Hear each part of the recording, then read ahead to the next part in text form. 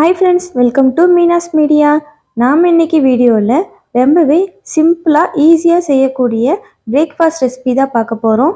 இந்த ரெசிபியை நீங்கள் ஸ்கூல்லேருந்து பசியோடு வர குழந்தைங்களுக்கு ஈவினிங் ஸ்நாக்ஸாகவும் செஞ்சு கொடுக்கலாம்.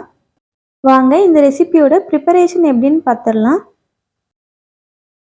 இந்த ரெசிபி செய்கிறதுக்கு 2 வேக வச்ச முட்டை இருந்தால் போதும். இந்த வேக வச்ச முட்டையை காய் சீவுறதுல நல்லா சீவி எடுத்துக்கோங்க.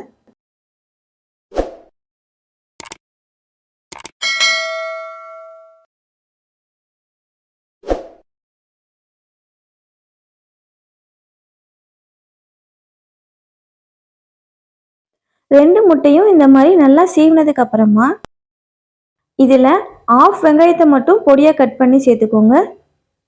இது கூட கொஞ்சமாக கொத்தமல்லி இலைங்களை பொடியாக கட் பண்ணி சேர்த்துக்கோங்க. தேவையான அளவு உப்பு சேர்த்துக்கோங்க.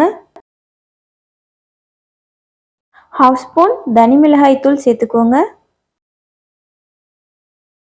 இது கூட 1/2 ஸ்பூன் கரம் மசாலாவும் சேர்த்துக்கோங்க. அடுத்து 1 ஸ்பூன் டொமேட்டோ சாஸ் சேர்த்துக்கலாம்.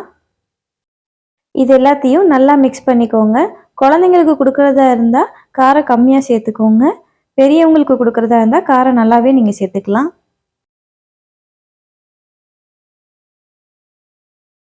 நான் ஃபஸ்ட்டே 1 கப் கோதுமை மாவை சப்பாத்தி மாவு பதத்துக்கு பிசைஞ்சு எடுத்து வச்சுருந்தேன். அதை இப்போ நல்லா உருட்டி எடுத்துக்கலாம். நாம் நார்மலாக எப்படி சப்பாத்திக்கு மாவு உருட்டுவோமோ அதே மாதிரி நல்லா உருட்டி எடுத்துக்கோங்க.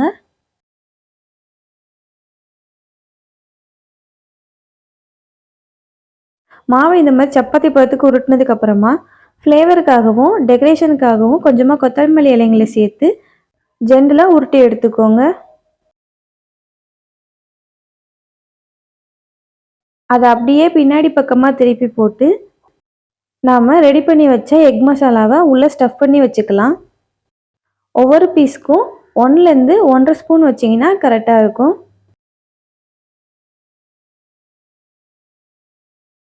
இதை நீங்கள் விருப்பப்பட்ட ஷேப்பில் உங்களுக்கு ஏற்ற மாதிரி நீங்கள் மடிச்சுக்கலாம்.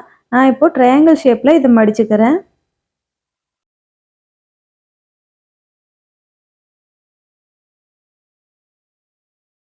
இதை மடித்ததுக்கப்புறமா லைட்டாக ஜென்டலாக உருட்டிக்கோங்க.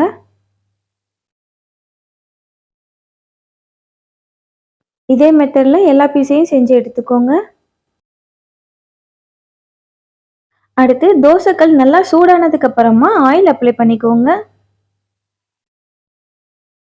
ஒவ்வொரு பீஸாக தோசைக்கல்ல வச்சு ஃப்ரண்ட் அண்ட் பேக் 2 பக்கமும் நல்லா சுட்டு எடுத்துக்கலாம். இந்த ரெசிபியை நீங்கள் கம்மியான நேரத்தில் ரொம்பவே டேஸ்ட்டாக செஞ்சிடலாம். இது ஒரு ஹெல்த்தியான ரெசிபியும் கூட.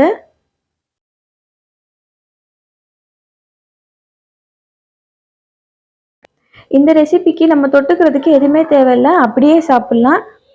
நான் குழந்தைங்களுக்கு பிடிக்குங்கிறதுக்காக கொஞ்சமாக டொமேட்டோ சாஸ் மட்டும் வச்சு சர்வ் பண்ணியிருக்கேன். இது குழந்தைங்க ஒன்று சாப்பிட்டாலே ஸ்டொமக் நல்லா ஃபில்லிங்காக இருக்கும். நீங்களும் இந்த ஹெல்த்தியான ரெசிபியை உங்கள் வீட்டில் ட்ரை பண்ணி பாருங்கள். ட்ரை பண்ணி பார்த்துட்டு எப்படி இருந்துச்சுன்னு எனக்கு கமெண்ட் செக்ஷனில் சொல்லுங்கள்.